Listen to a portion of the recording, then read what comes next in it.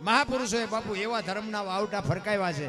આ તમારું દુધરેજ અમારે અહીંયા અમારા તો નજીક જ છે, પણ દુધરેજની ગાદીની તમને એક વાત કરું. મેં સાંભળેલી, અમારા ગુરુ મહારાજ વાત કરતા, સાચું ખોટું મારો માલિક જાણે. પણ દુધરેજની ગાદી ઉપર આજથી 5મી પેઢી ઉપર રઘુરામ બાપુ હતા. આજ કનીરામ બાપુ છે, એની પહેલા કલ્યાણદાસ બાપુ હતા, એની પહેલા ગોમતીદાસ બાપુ હતા, એની પહેલા જીવરામ બાપુ હતા, અને એની પહેલા રઘુરામ બાપુ હતા. 300-350 વર્ષ આસપાસ મારા અંદાજ મુજબ આ બનેલી વાત. અને અમારું એ દુધરેજ છે ને, એમાં અમારા દરબારોની વસ્તી છે, અને તેથી રાજા છે. એ દરબારનું કઈક કામ લઈ અને મેવાડમાંથી કોક ચારણ આવેલા, કોક ગઢવી આવેલા.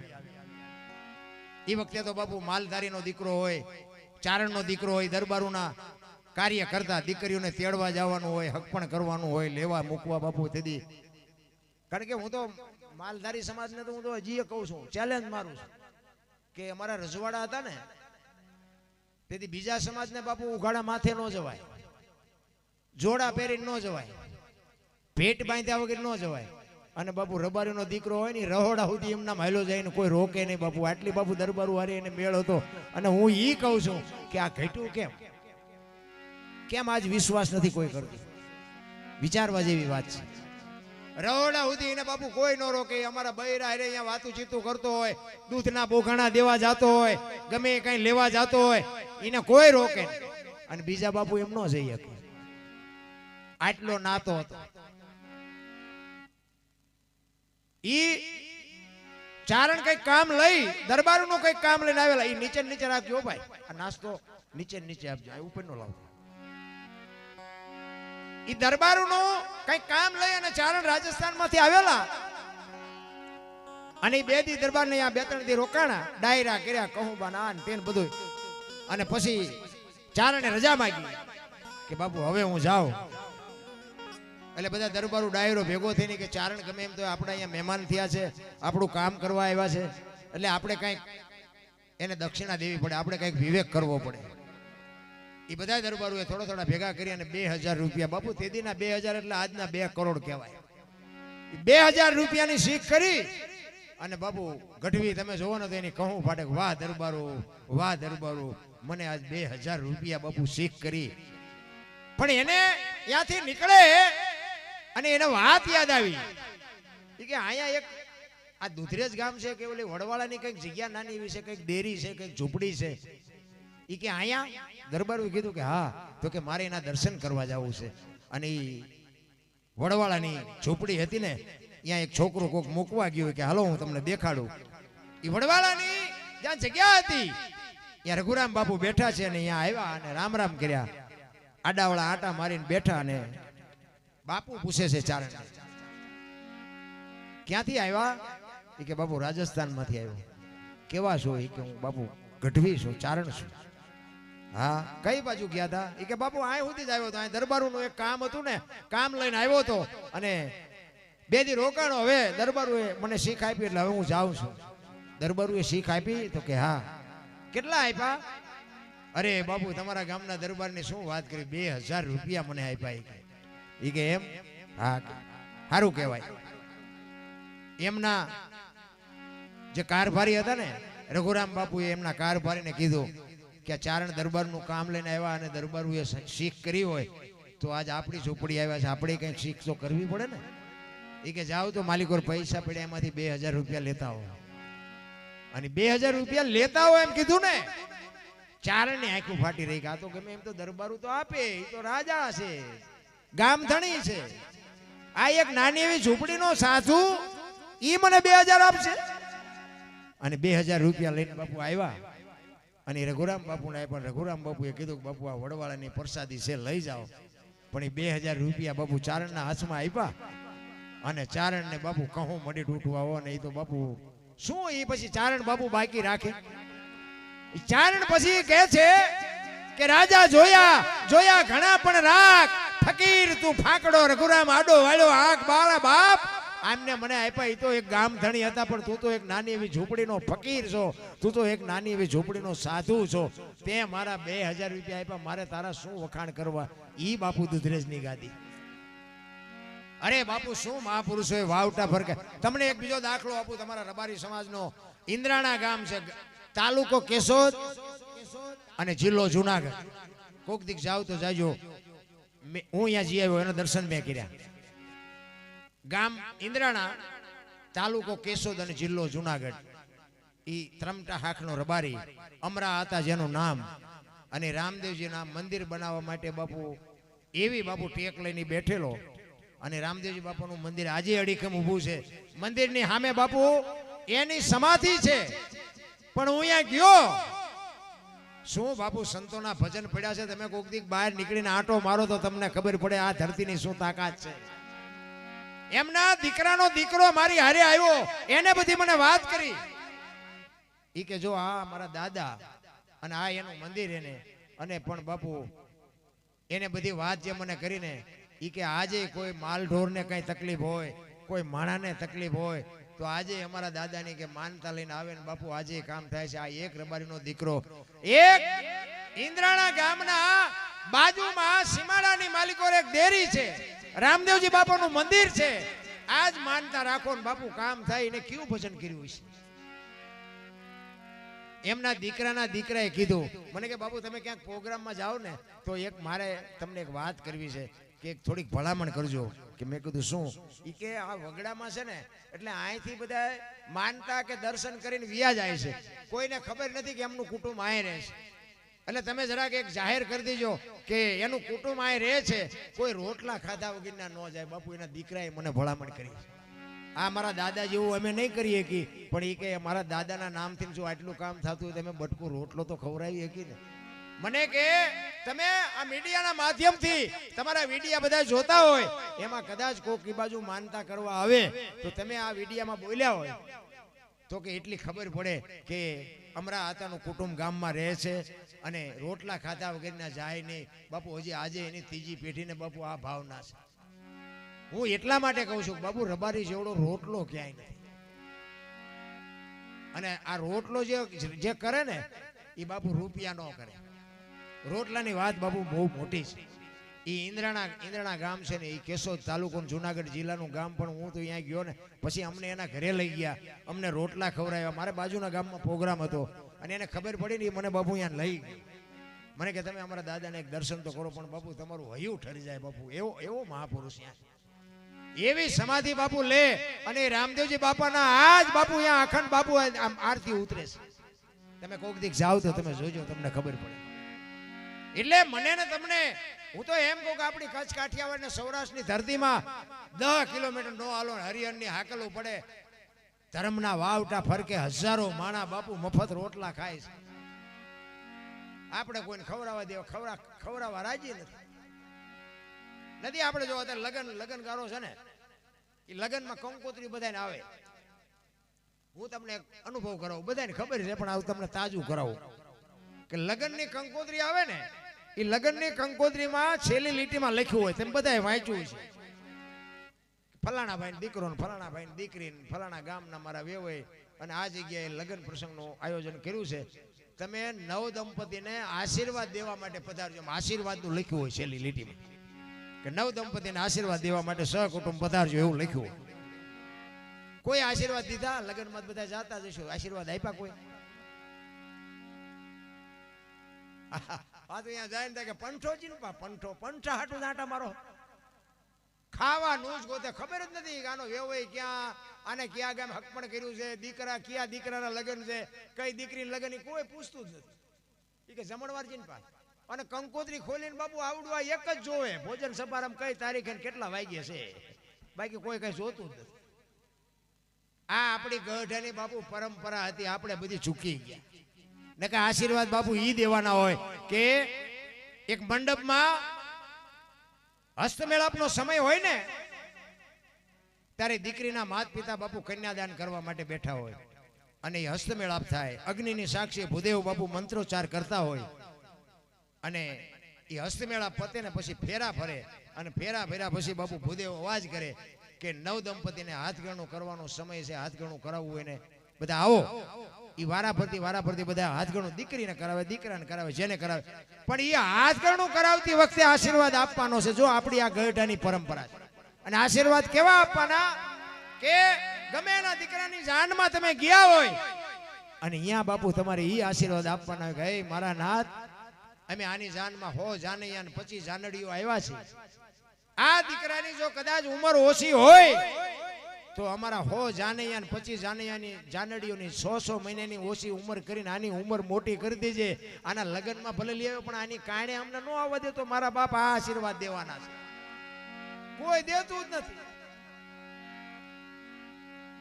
અને પાછા પાડું મરે એટલું ખાઈને પછી બહાર નીકળ્યા પછી એમ કે ખાવાનું સારું નહોતું, પાગરણ સારું નહોતું, ઉતારો સારો નહોતો. તારા જોડા તો જો ડેઢકા રાત રેવા થીગડા દીધા રિયો રિયો કોકનું આવું છે ને. કારણ કે બાપુ એ તો ઘરે જયારે ઘોડા આવે ને ત્યાં ખબર પડે.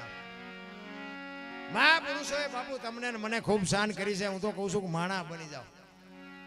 માણા જ બનવાની જરૂર છે. ને કે મેં હમણાં કીધું એમ જાનવર પૂજાય છે ને આપણને ભલામણ કોઈ હારા મોઢે કોઈ બોલાવે નહીં તો આ જિંદગીમાં શું આપણે ફાયદો શું આ દુનિયાનો. એટલા માટે એક વાણીમાં બાપુ જલારામ બાપાનો એક મારે તમને પ્રસંગ કહેવો છે. જલા બાપા હરિહર કરાવે છે, દાળ રોટલો ખવડાવે. અભ્યાગત જે આવે વીરબાઈ અને જલારામ બાપા આપણું વીરપુર તમે ન ગયા હોય તો જાજો.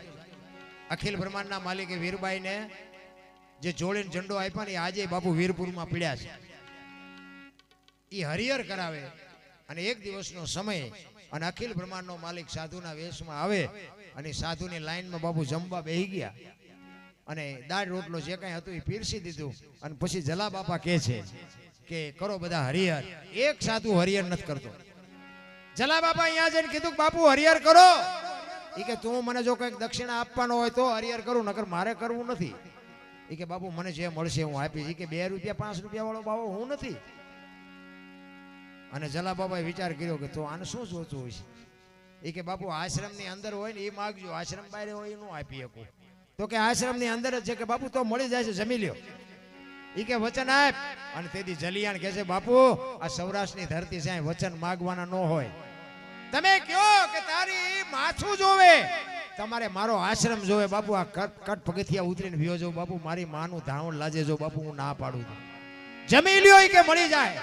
અને સેમાં અને પછી બાપુ ભેટ પૂજાની લાઈન થઈ ને ઈ બાપુ આવ્યા ને જલા બાપા 2 હાથ જોડીને કહે છે બોલો બાપુ શું જોઈશ.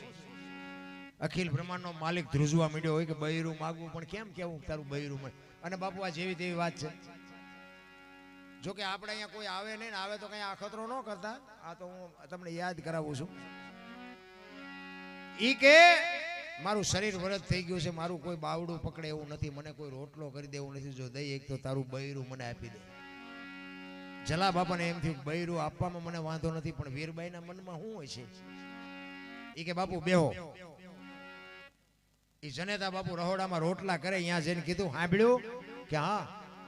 ઈ કે એક સાધુ દક્ષિણા માગે કે દઈ દો ને. ઈ કે પણ એની માગણી જેવી તેવી નથી હોય કે જે માગે આપણે રાખીને શું કામ છે. જલા બાપાની આંખમાં જળજળી આવી ગયા મારે કેમ કેવું કે તારી માગણી કરે છે. બાપુ જો આમ નામ ઇતિહાસ ન થાય. કોકના રોલ કર્યા હોય એને દુનિયા ન ઓળખે, કોકને કંઈક દીધું હોય ને એને દુનિયા ઓળખે. ઈ કે એની માગણી જેવી તેવી નથી, તમારી માગણી કરે છે. ઈ કે તારું બૈરું મને આપી દે. અને તેથી આ ભારતની આર્ય નારી વીરબાઈ એમ કે ભક્તિની વેલડી તો વર્ષોથી આલી આવતી હતી પણ આજ ઈ વેલડીને ફળ આવ્યા એવું મને લાગે છે. મારા બાપાએ તમને હાથ આપ્યો છે ને એ હાથ જો બાવાને હોપી દો તો મને જવામાં વાંધો નથી. બાપુ શું આ જોગમાયાની વાત કરી આપણે. ઈ બાવડું પકડી વીરબાઈ નું જલારામ આવ્યા. કીધું બાપુ બૈરું જોવે છે ને કે હા. ઈ કે હાલ્યો. બાવડું પકડાયું ને તેથી સતાધારની ગાદી ઉપર આપા ગીગા હતા. ઈ આપા ગીગા હતા ને બાપુ સતાધારમાં એની હાથે ટોકરા આરતીઓ નગારા એની હાથે મીડિયા વાગવા. હો ભાઈ બધા જાગી ગયા કે બાપુ આ શું. આપા ગીગાને કહે છે કે બાપુ આ નગારા ટોકરા એની હાથે વાગ્યા શું બન્યું. આપા ગીગા કે કાંઈ નથી હુઈ જાવ. વીરપુરની સામે નજર કરીને આપા ગીગા ખાડ ખાડ ખાડ દાંત કાઢે કે બાપુ વાત તો કરો છે શું આ. ઈ કે કાંઈ છે નહીં. વીરપુરની બજારમાં લુવાણાના દીકરાએ વીજળીના ચમકારે મોતી પરોવી લીધું. બસ બાપુ સમય આટલો જ છે, કાંઈ કરવાની જરૂર નથી. એક ઘડી હાથી મેં બાપુ કાંઈક મોકો આવે અને કોકનું બાપુ કામ કરી દ્યો, જિંદગીમાં તમારો બેડો પાર થઈ જાય. બાકી તમે જોવો તો અમુક એવા નિયા કે ગરીબ માણસને તમે જોવો, હું તો ના પાડું છું ભાઈ, ગરીબ માણસને નો દઈએ કોઈ કઈ નહીં, પણ એની આતડી બાપુ કકડાવતા ને એવો ને કે પેટીનું પૂરું થઈ જાય, વિનાશ થઈ જાય બાપુ. એ તમને કઈ કરી નહીં શકે, તમને મારી નહીં શકે, તમને ગાળ ન દઈ શકે, પણ એની આતડી જો બાપુ માલપાથી કકડી જાય ને તેથી આ દુનિયામાં કોઈ આંગળી નહીં પકડે. લખવું હોય તો લખી લેજો, થઈ શકે તો મદદ કરજો, ન થઈ શકે તો બાપુ જાતું કરી દેજો. બાકી એની હારે તમે કોઈ આતડી કકડી જાય તેથી પૂરો વિનાશ થઈ જાય. એટલે જલાને આ કાનદાસ બાપુ ને બાપુ આ વાણી લખવી પડી, જલિયાને આવું કામ કર્યું. એટલે કે છે, શું કે છે?